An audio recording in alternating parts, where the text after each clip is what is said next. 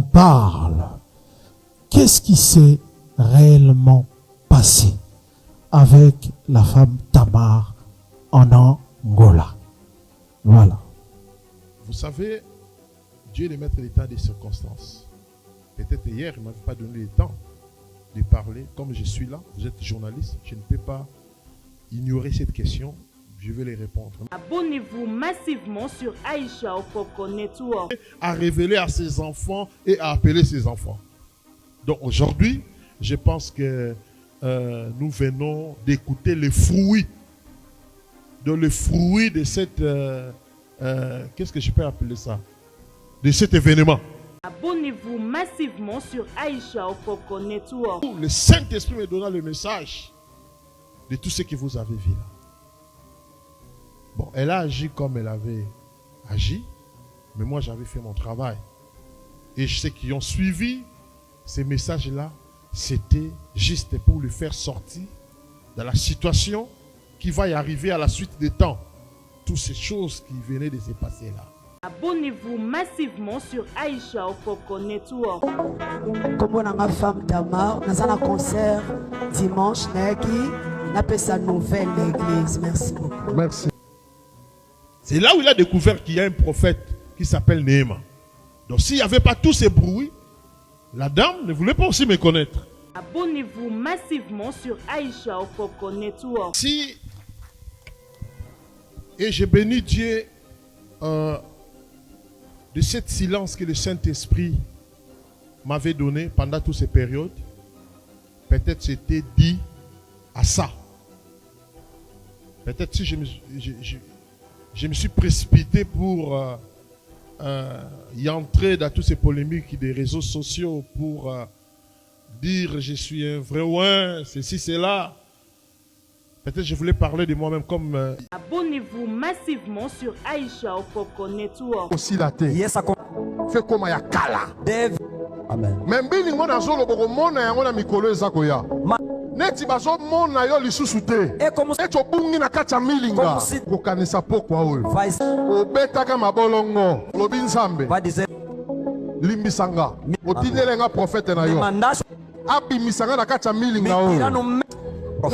Na pesi yo kaka elembo moko soki elembo wana ekokisami te na pesi yo droit finganga loba prophète alokuta loba magicien loba bakomelo solobi de Luanda. J'étais là comme je suis là dans mon programme, je suis en train d'exercer. C'était un programme bien précis. Vendredi prophétique, j'enseignais sur la prophétie et démonstration de la prophétie. Abonnez-vous massivement sur Aïcha Okoko Network. Jamais vu à Kinshasa. La chambre froide Canon avec l'établissement GK Business met à votre disposition des produits de très bonne qualité à un prix abordable. Pieds de porc, côtis, entrailles, une grande variété de poissons de mer, poulet, sternum, poissons salés, huile de palme et plein d'autres divers. GK Business, alors on a pris à des locaux abordables. Avec GK Business, des surprises en surprise. Notre établissement met à votre disposition les services de livraison à domicile, partout à Kinshasa et à l'intérieur du pays. Que vous soyez à Matadi, à Boma ou partout à l'intérieur du pays, nous vous livrons des vivres frais. Notre siège, nous sommes dans la commune de Limete, 9e rue sur Petit Boulevard, dans la chambre froide Canan. Notre contact, plus 243 892 209 643. La présence du prophète Néhéma Sikatenda en ce lieu, franchement, nous sommes vraiment bénis. Également, je salue aussi la présence des éminents hommes de Dieu qui vous accompagnent en leur titre et qualité respective. En tout cas, prophète Néhéma, moi j'aimerais vous remercier parce que dans l'introduction, quand vous avez fait l'introduction, vous avez très bien expliqué l'invasion évangélique. C'est que moi j'ai retenu, c'est que moi j'ai compris, c'est-à-dire c'est envahir, pénétrer des contrées pour sauver des âmes. Franchement, moi j'ai bien assimilé la leçon et je vous dis merci pour ça. Mais à propos déjà, excusez-moi, je me suis perdu un peu, je vais me retrouver. Voilà, à propos du thème de la croisade, vous nous avez parlé du premier et du deuxième cri de Jésus-Christ. Alors moi, il y a une question qui me brûle les lèvres, celle de savoir, c'est quoi la différence entre ces deux cris, le premier et le deuxième? Voilà, merci. Ok. Merci, merci. C'est comme un sous-thème, parce que le message de l'évangélisation est connu, ce que je venais d'expliquer au départ, et c'est que mes amis éminents hommes de Dieu qui ont parlé concernant la bonne nouvelle du royaume de Dieu, que Jésus-Christ qui prime comme roi des rois, Seigneur des seigneurs. Sur la première et le mystère de la deuxième cri de la croix de Jésus-Christ, c'est un sous-thème que le Saint-Esprit m'avait donné. Je vais y aller un peu vite. Si nous lisons la Bible dans le livre de Luc, chapitre 23, versets 23 à 24, la Bible dit, mais ils insistaient en grand cri, demandaient qu'il fût crucifié. Et leurs cris l'emportèrent. Pilate prononça que ce qu'il demandait serait fait. Imaginez une grande autorité comme Pilate, gouverneur de la ville. Il est emporté parce que le méchant ont crié. Crucifiez-lui.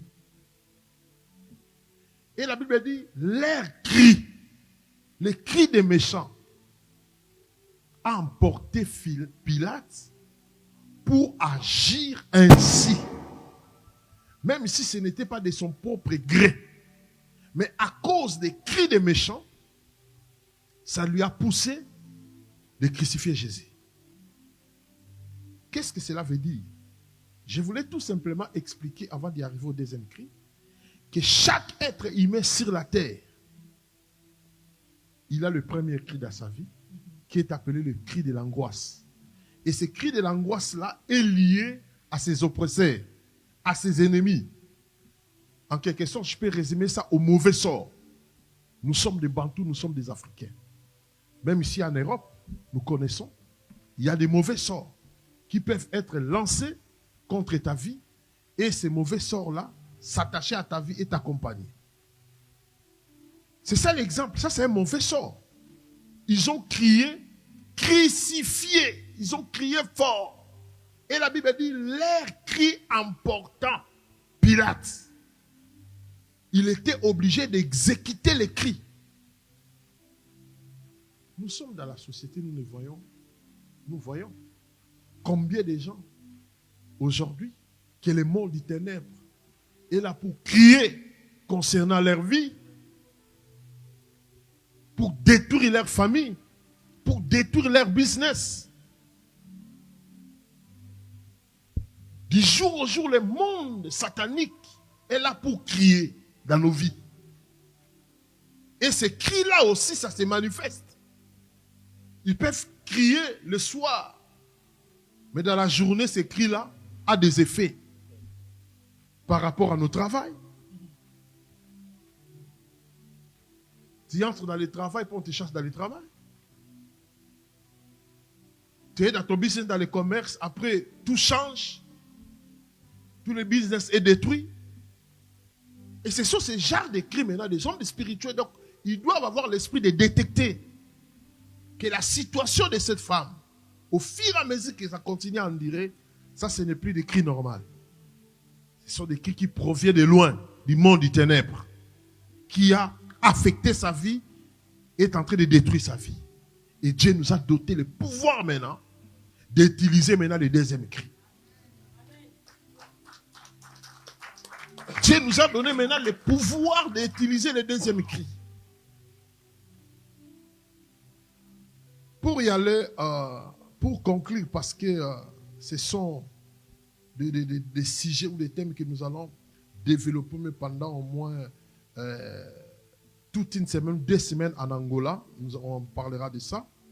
pour conclure à ce que je viens de dire là, on peut lire le livre des je peux donner même deux exemples. Si nous lisons le livre d'Esther, vous allez comprendre que dans le livre d'Esther, il y a des cris de Mardochée. Le premier cri, la Bible dit dans Esther chapitre 3, verset 6 à 7, mais il daignait de porter des mains sur Mardochée seul, car on lui avait dit de quel peuple était Mardochée. Et il voulut détruire le peuple Mardochée, tous les Juifs qui se trouvaient dans tous les royaumes d'Assyrie. Verset 7, c'est Esther chapitre 3, 6, 7. Au premier mois, qui est le mois de Nissan, la 12e année du roi Assyris, on jeta le pire, c'est-à-dire le sort, devant Aman, pour chaque jour et pour chaque mois, jusqu'au 12e mois. Donc on jeta le pire, le sort, chaque jour, chaque mois, et jusqu'au 12e mois. On a commencé à jeter le sort du janvier. Et le 12e mois, le sort s'est attaché à Mardochée. Que ce qui sortait de la bouche des méchants, Mardochée devait subir ça. Et si vous allez dans chapitre 4, verset 1, Mardochée a appris tout ce qui s'est passé, déchira ses vêtements, s'enveloppa dans un sac et se couvrit de cendres. Puis il alla au milieu de la ville à poussa avec force des cris amers. Là, vous comprenez que les cris d'amer que Mardochée a poussé provenaient du mauvais sort qui lui a été jeté là où il n'était pas là. Mais ils ont consulté des charlatans, des gens qui invoquent les morts, pour chercher quel jour, du jour au jour, du mois en mois, jusqu'au 12e mois, pour que Mardochée et tout le peuple juif soient éliminés. Mais lorsqu'il a appris ça, il poussa un cri amer. Chaque être humain sur la terre a des moments qu'il pousse des cris amers. Or, des fois nous nous limitons seulement au premier cri. On va y aller se jeter, se confier à des personnes qui ne sont pas appropriées pour nous relever et nous enfoncer encore davantage. Alors si on comprend cela, c'est mieux de s'accrocher à celui qui peut nous donner le deuxième cri. Voilà pourquoi, pour clôturer cette histoire, parce que nous allons développer ça, voilà pourquoi j'invite et j'en profite pour encourager. Quand je suis arrivé aujourd'hui à Paris, il y a eu au moins 10 personnes qui m'ont appris qu'ils ont déjà acheté leur billet pour l'Angola au mois d'août. Parce que les gens viendront partout dans le monde pour ce programme de l'Angola. Pour clôturer cette histoire d'Esther, vous allez comprendre que dans Esther 6, 11, la Bible dit, et Aman prit les vêtements et le cheval, il y revêtit Mardochée. C'est celui-là, Aman, qui est allé consulter les charlatans pour jeter le sort à Mardochée. C'est le même que Dieu a tourné maintenant le match. Il prit les vêtements par l'ordre du roi et le cheval, il y revêtit Mardochée et il promena en cheval à travers la place de la ville et il cria devant lui. Ça, c'est le deuxième cri. C'est ainsi qu'ils l'ont fait à l'homme que le roi veut honorer. Ça veut dire que c'est lui qui avait jeté le mauvais sort. Et cette fois-ci, le mauvais sort qui a affecté Aman et Mardochée, mais cette fois-ci, c'est celui maintenant que le roi ordonne, tu dois crier devant cette personne. Il a fait du bien au roi. Et qu'est-ce qu'on doit faire à celui que le roi veut honorer? Voilà pourquoi nous parlons du royaume de Dieu. Notre roi, c'est Jésus-Christ. Nous sommes censés obligés de faire du bien à ce roi Jésus. La seule façon de faire du bien, c'est de prêcher l'évangile, de sauver les âmes, de transformer l'homme.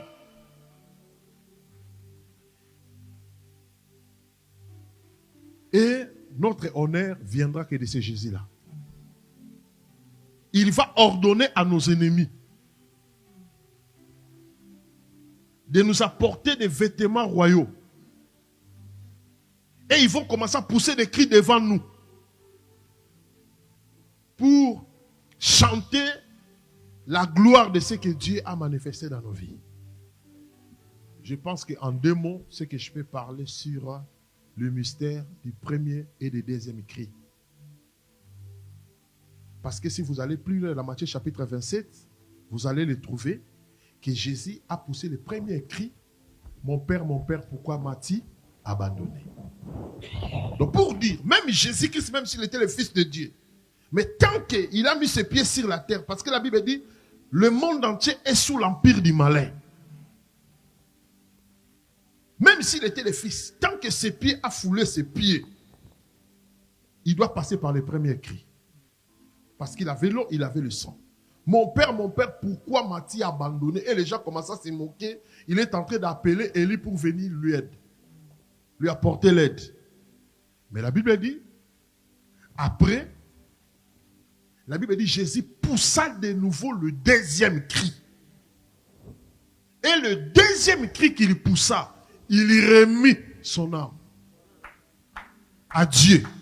Et la Bible dit, premièrement, la terre trembla.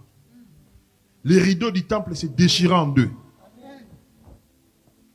La Bible dit, les pierres se fondirent en deux. Les sépulcres s'ouvrirent. Et ceux qui étaient morts ressuscitèrent. Donc pour dire que la deuxième cri amène le tremblement dans le cas de nos ennemis. Ça nous donne encore l'espoir de vivre davantage. Et ça, c'est l'œuvre du Saint-Esprit en nous. Voilà pourquoi il y a tellement de choses que nous allons expliquer cela. Et on était en train d'y échanger. Je pense que Pasteur Francis, ils peuvent directement entamer pour qu'on passe dans ça. Ouais. Je voulais encore épingler puis ajouter quelque chose par rapport au niveau des cris. Je voulais dire, le premier cri, tout le monde a droit. Parce que le diable, comme le prophète l'a dit tout à l'heure, il peut que nous faire pousser des premiers cris. Des cris de secours. Tout le monde dans sa vie a passé des moments où il s'est dit, ah, yes, ça ne va pas. J'en peux plus. Dans mon mariage, dans mon ministère, dans ma famille. Même si tu ne le dis pas, celui qui sonde le rein, le cœur, il voit même des cris du cœur. Mais il y a une personne, si tu le vois, tu cries, même si les gens veulent t'étouffer, cet homme va s'arrêter. Quiconque qui invoquera le nom du Seigneur, il sera sauvé. Bartimée a dit non. Avant, j'y voyais. Dans l'histoire de Bartimée, il n'était pas né aveugle, comme Jean chapitre 9 le dit, un aveugle né de naissance. Mais il voyait, il a perdu la vie. Mais parce que Bartimée connaissait la famille de Jésus. Voilà pourquoi des crieurs de deuxième cri, ce sont des personnes qui ont la connaissance de qui est Jésus, de quoi Jésus est capable de faire. Parce que dans la dispensation de Dieu, nous sommes au temps du Saint-Esprit. Et la Bible dit, connaissant que Jésus passait, il cria. Les gens voulaient l'arrêter de ne pas crier. N'arrête pas de chercher la face de Dieu. N'arrête pas de prier. N'arrête pas de croire que Dieu existe. Il n'est pas le Dieu du passé. Tu ne seras pas la femme ni l'homme du passé.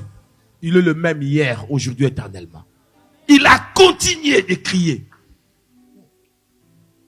Et Jésus, voyant sa foi, Jésus s'arrêta.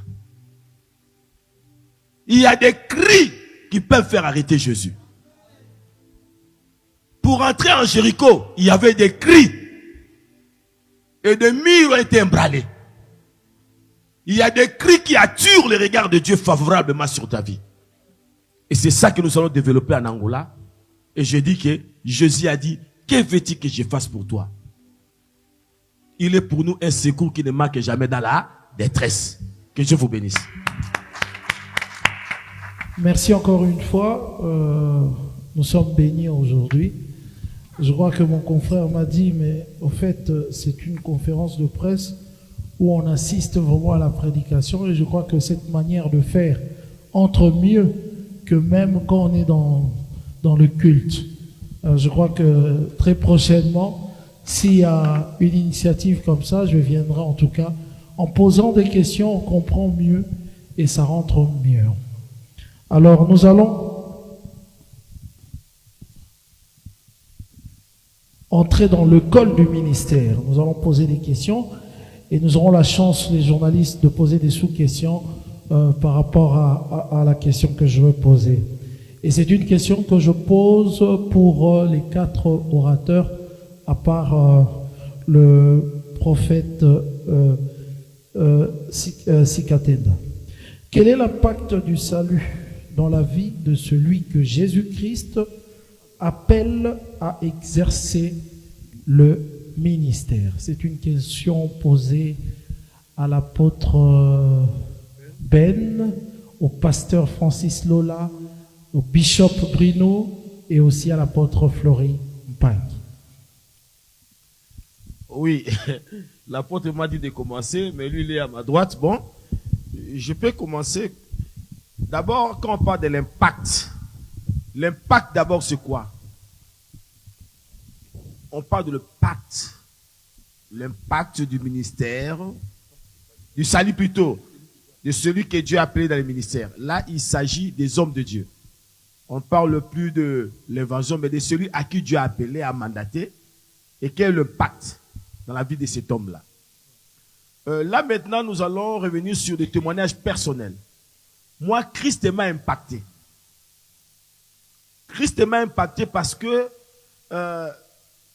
quand j'ai grandissé, j'étais petit, je ne me voyais pas un jour me tenir devant les gens et parler de la part de Dieu. J'aimais Dieu. Je suis issu d'une famille chrétienne. Mais devenir pasteur n'était pas dans mes pensées, ni dans les pensées de mes parents. Mais Christ m'a impacté. Donc, l'impact veut dire, il m'a tellement bouleversé. Et je peux que prêcher Christ. Je peux que annoncer Christ. Je peux que défendre Christ. Donc, dans mon ministère, comme l'apôtre Paul dit, ni la mort, ni la maladie, ni les choses présentes, ni les auteurs, ni les choses à venir, aucune chose ne pourra me séparer de l'amour de Christ. Parce que Christ l'a impacté. Il allait sur le chemin de Damas. Il était croyant, mais il n'avait pas rencontré Christ personnellement. Dans la vie des ministres de Dieu, celui qui a rencontré Christ, au-delà de ce que les hommes peuvent dire, au-delà de ce qu'il peut subir, il doit toujours comprendre que Christ en lui, c'est l'espérance de la gloire. Et il peut aussi aller plus loin, dire que la mort en Christ me gagne. Parce qu'il y a un verset dans le livre d'Apocalypse qui déclare que ceux qui sont morts en Christ se reposent, leurs œuvres les suivent. Moi, personnellement, qui pouvait s'asseoir et m'écouter comme ça si je n'étais pas ministre de Dieu? Je peux que rendre gloire, honneur. Je peux que me plier, me soumettre. Malheur à moi si je ne prêche pas l'évangile. Même s'il y a une seule personne dans l'église, même si tout le monde peut m'abandonner, mais personne ne peut me changer. Parce que cet homme de Galilée m'a impacté. Grâce à lui, j'ai rencontré plusieurs personnes. Dans le passé, ceux qui me connaissent, je suis issu d'une famille quand même connue.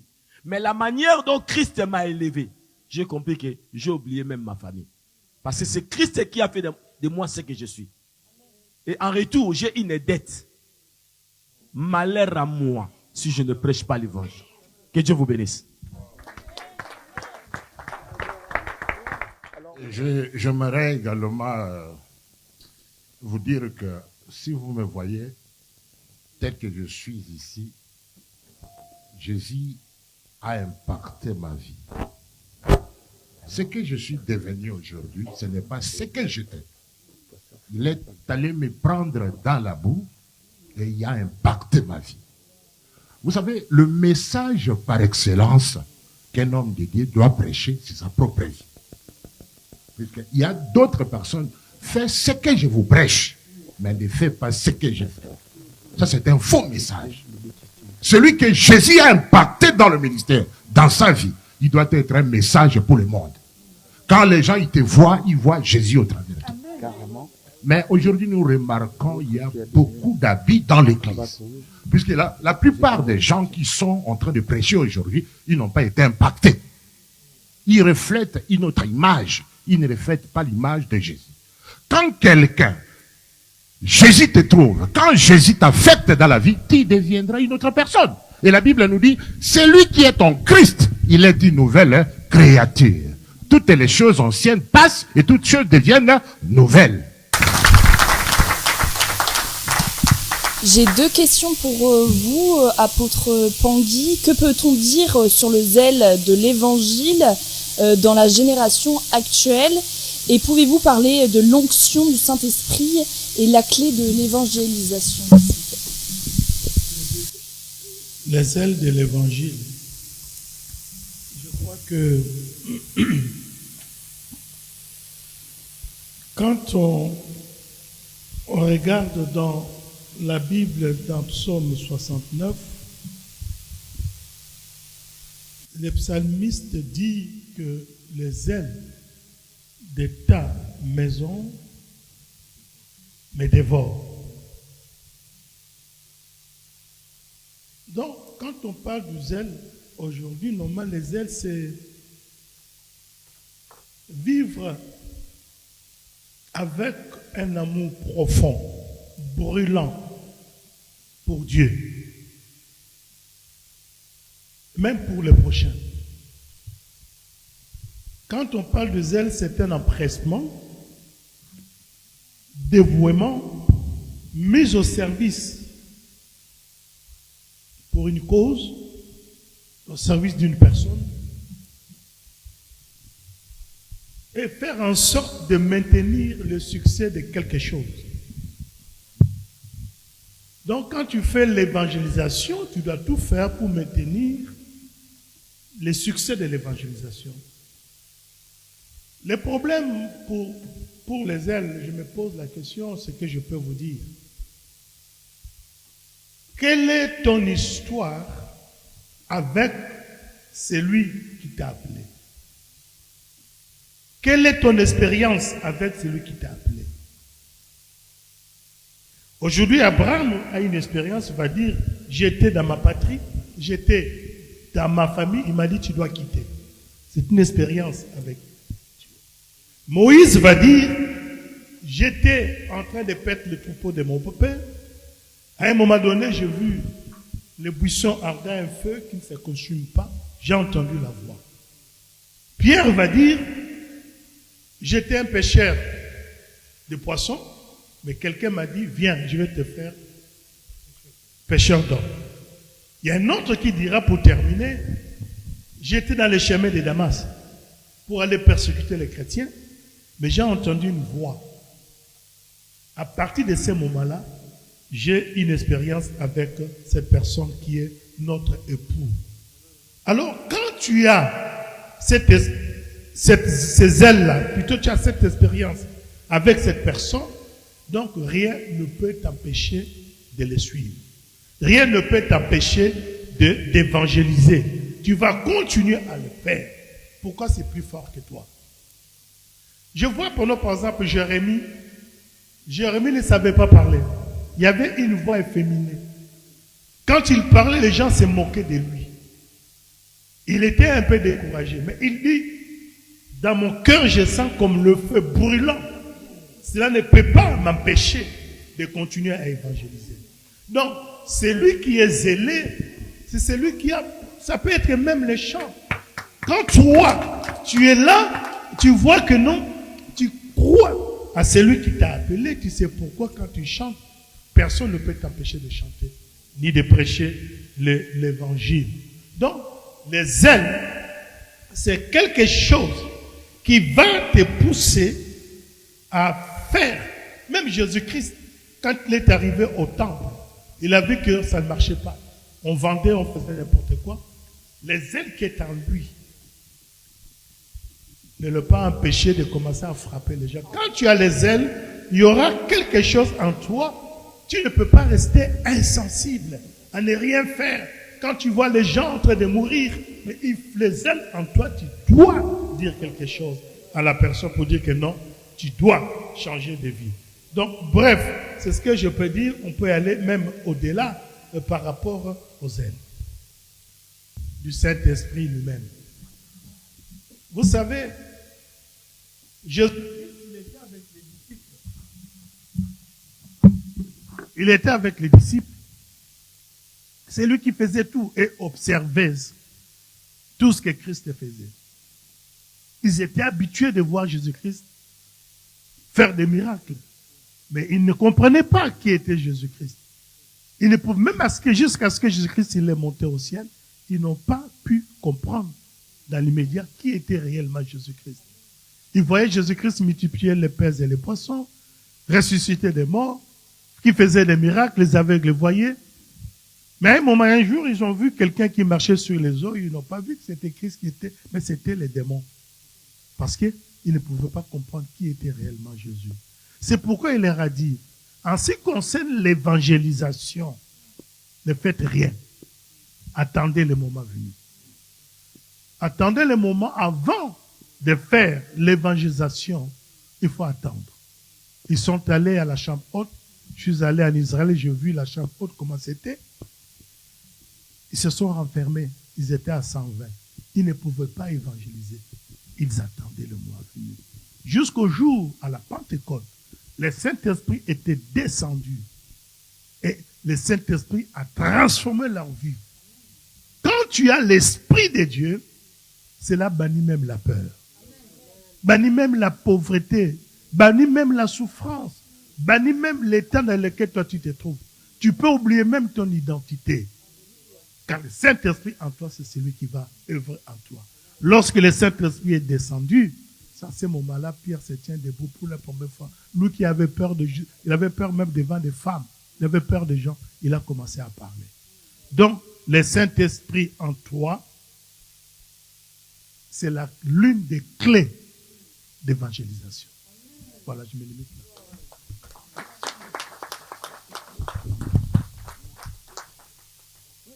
Voilà, je vais m'adresser au bishop Bruno.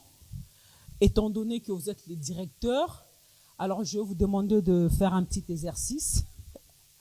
Vous êtes le directeur de l'école de ministère. Alors je vous demanderai, bishop Bruno, qu'il vous plaise de nous présenter l'organisation et les fonctionnements de l'école du ministère. Et bien sûr, quand vous êtes le directeur, je ne demanderai qu'à vous aussi de nous dire quels sont les différents modules que vous proposez. Voilà. Merci. Je vais m'efforcer à répondre à vos questions. Je remercie d'abord le prophète Néman qui me confie cette lourde mission. Par expérience, je suis enseignant dans plusieurs écoles bibliques et l'école du ministère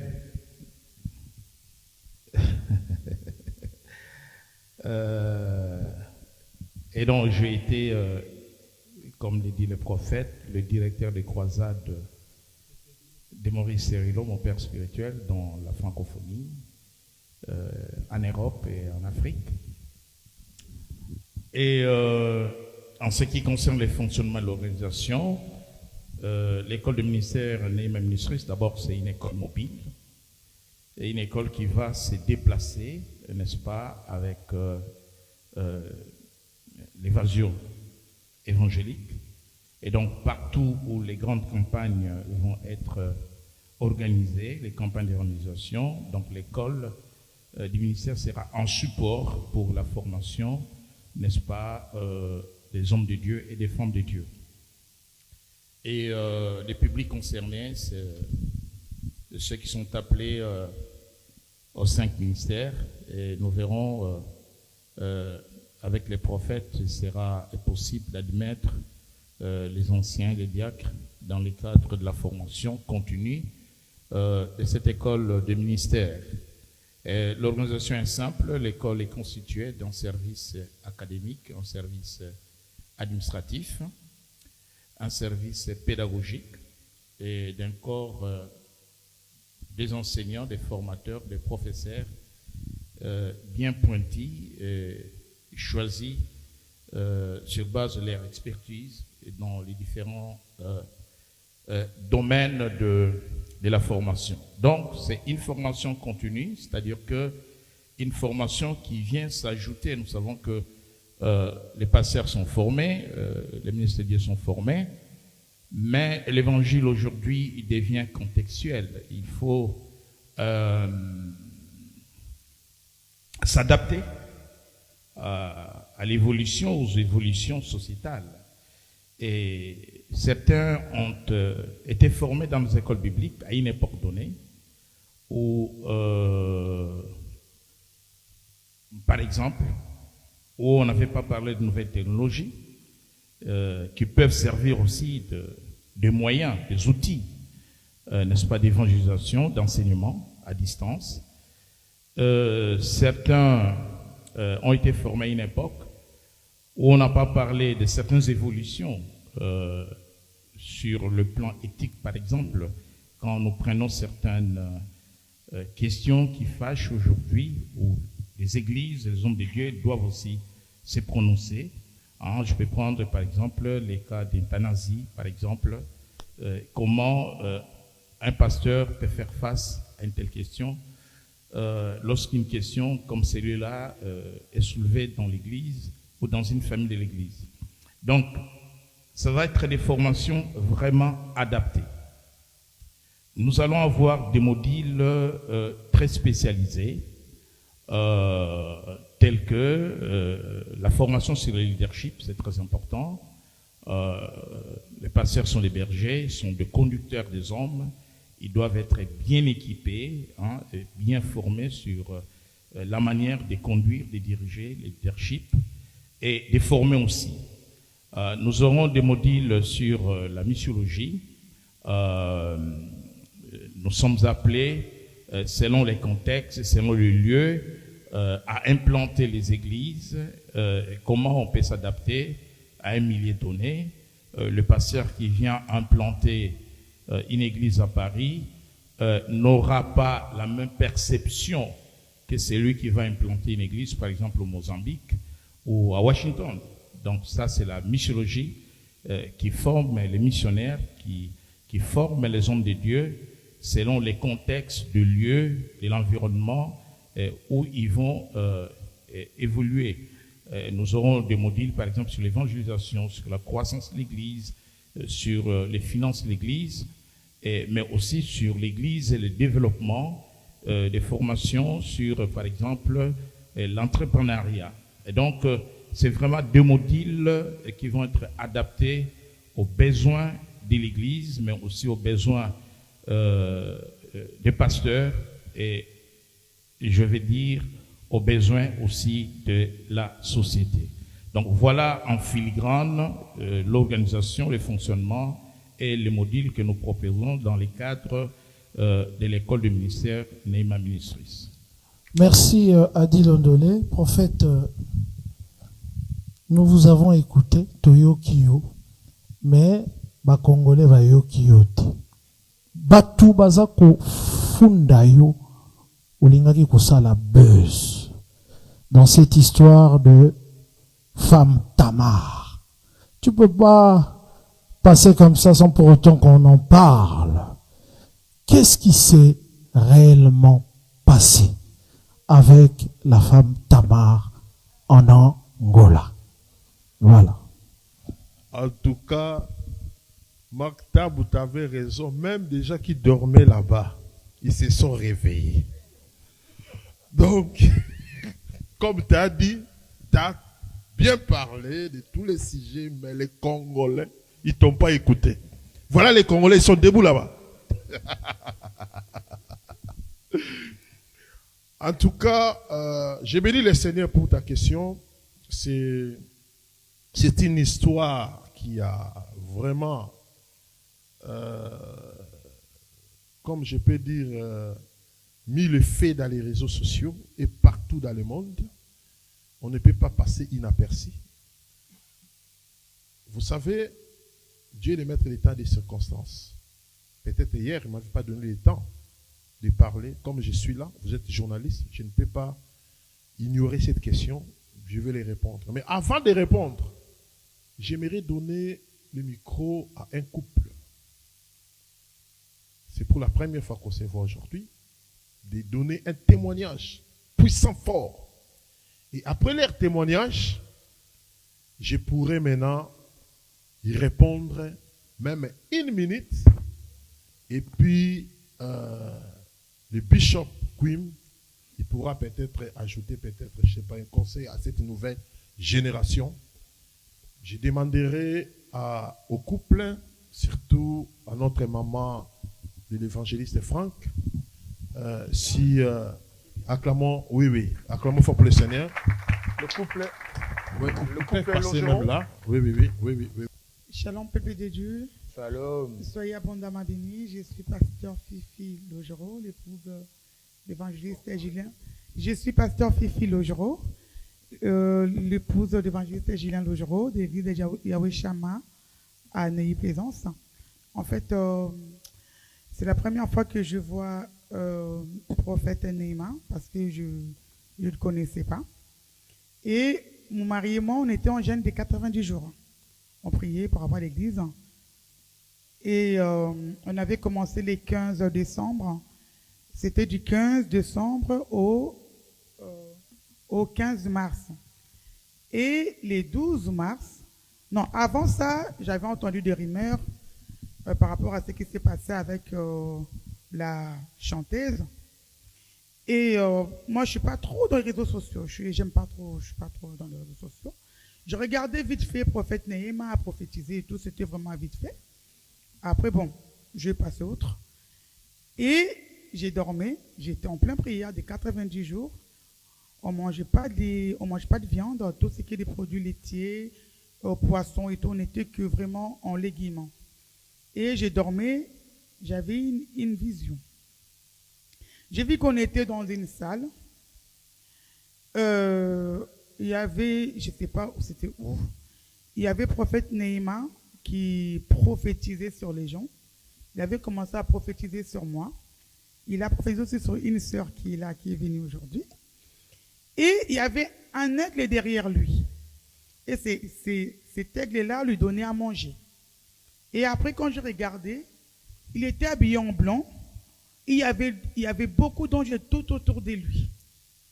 Mais ce qu'il me disait, il me disait juste moi demain, mais je ne comprenais pas tout.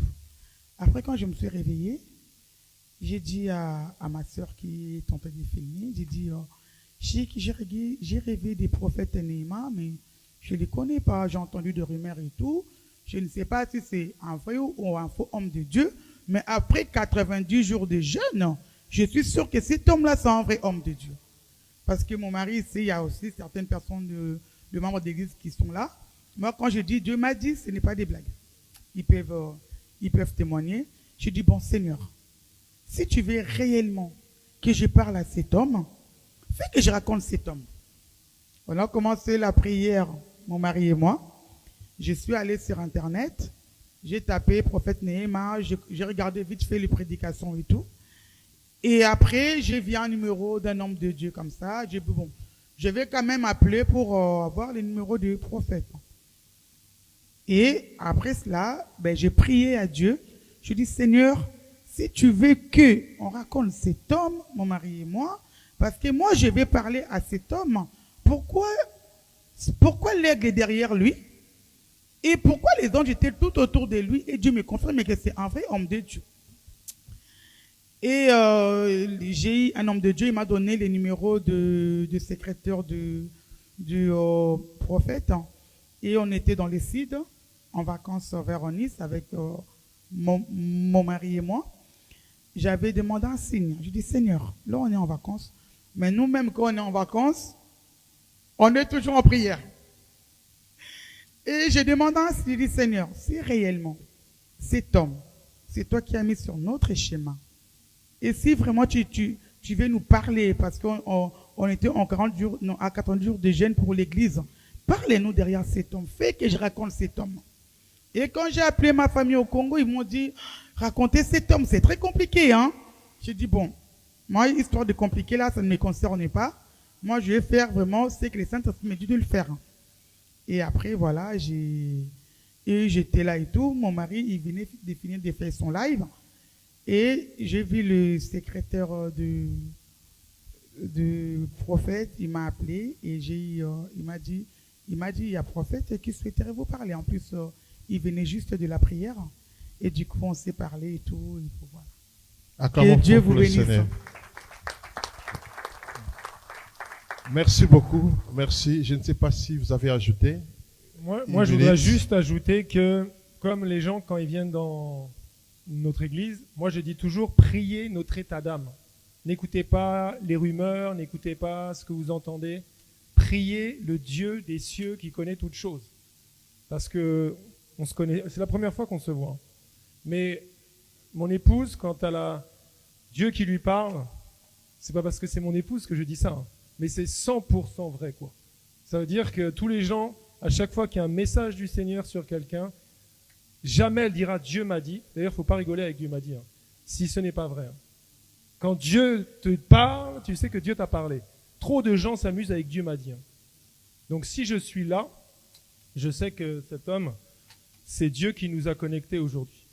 C'est tout ce que je voudrais ajouter. Si, et je bénis Dieu de cette silence que le Saint-Esprit m'avait donné pendant toutes ces périodes, peut-être c'était dit à ça. Peut-être si je me suis précipité pour y entrer dans toutes ces polémiques des réseaux sociaux pour dire je suis un vrai ouin, ceci, cela. Peut-être je voulais parler de moi-même comme Jésus-Christ a dit. Si je parle de moi-même, ça veut dire mon témoignage est faux. Mais écoutez plutôt les témoignages des gens, c'est qu'ils parlent de moi. Écoutez. N'écoutez pas mon témoignage sur moi, mais écoutez ce que les gens parlent de moi. Moi, je donnerai seulement un conseil à cette génération. Une génération perdue. Une génération qui a besoin d'aide. La Bible dit, il est venu parmi les siens ne l'ont point reçu. Mais à tous ceux qui l'ont reçu, il leur a donné le pouvoir de devenir enfants de Dieu.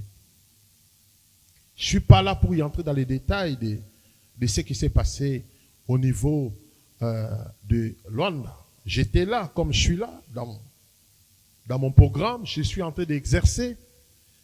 C'était un programme bien précis. Vendredi prophétique. J'enseignais sur la prophétie et démonstration de la prophétie. C'était au moins pendant 3 mois. Ça veut dire chaque vendredi, pendant 3 mois.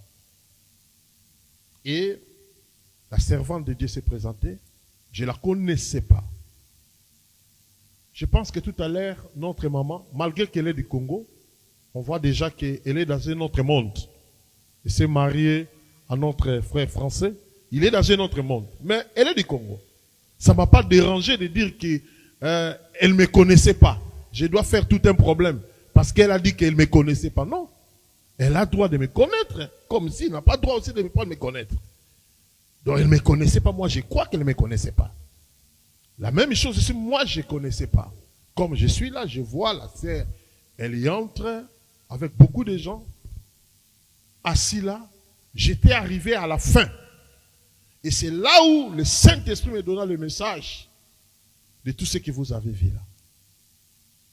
Bon, elle a agi comme elle avait agi, Mais moi, j'avais fait mon travail. Et ceux qui ont suivi ces messages-là, c'était juste pour le faire sortir dans la situation qui va y arriver à la suite des temps. Toutes ces choses qui venaient de se passer là. Donc, comme je venais de dire, qu'il est venu parmi les cieux ne l'ont pas réussi, mais à tous ceux qui l'ont réussi, il a donné le pouvoir de devenir enfant de Dieu. En quelque sorte, je peux dire, si cet événement n'est pas réalisé, ou l'événement là des réseaux sociaux ne s'est pas passé, on ne pouvait pas recevoir les couples aujourd'hui. Parce que le couple a connu le prophète Néhéma à travers cet événement. C'est là où il a découvert qu'il y a un prophète qui s'appelle Néhéma. Donc s'il n'y avait pas tous ces bruits, la dame ne voulait pas aussi me connaître. Donc, on peut dire que Nzambe a beti kotoyo, a bibisi makamone kotoyo. Il a créé une circonstance pour peut-être visiter aussi. Elle n'est pas la seule. On avait reçu aussi une dame qui travaille ici à l'affaire étrangère. C'est une dame africaine. À partir de cet événement-là, on m'a contacté depuis Kinshasa. Elle avait des problèmes. Et elle était convaincue que c'est le prophète Néhéma qui doit prier pour moi juste à travers cet événement-là. Pendant que le monde était en mouvement. Mais Dieu continuait à révéler à ses enfants et à appeler ses enfants. Donc aujourd'hui, je pense que nous venons d'écouter les fruits. Le fruit de cette... qu'est-ce que je peux appeler ça? De cet événement. Donc, dans cet événement, Dieu est en train de sauver, de se révéler pour montrer au monde réellement que le prophète Néhéma, c'est son envoyé. Et je peux donner le micro au bishop pour essayer, mais je donne les conseils à cette génération, en tout cas, d'essayer d'être un peu humble. Humble, de chercher Dieu avec... Laissez-moi entre parenthèses. Il y a 7 ans passés, il y a un jeune serviteur a reçu la vision d'y aller arranger la route de Mangengenge. Il prie Dieu. Dieu lui dit, va chercher le prophète Néhéma. Après avoir y arrangé, c'est lui qui va inaugurer la route de Mangengenge. C'était pour la première fois que j'arrive à Mangengenge. J'arrive à Mangengenge, j'ai coupé les rubans et on est monté jusqu'en haut. Or, pour monter là, les gens, j'étais obligé de faire toute une journée pour y arriver là.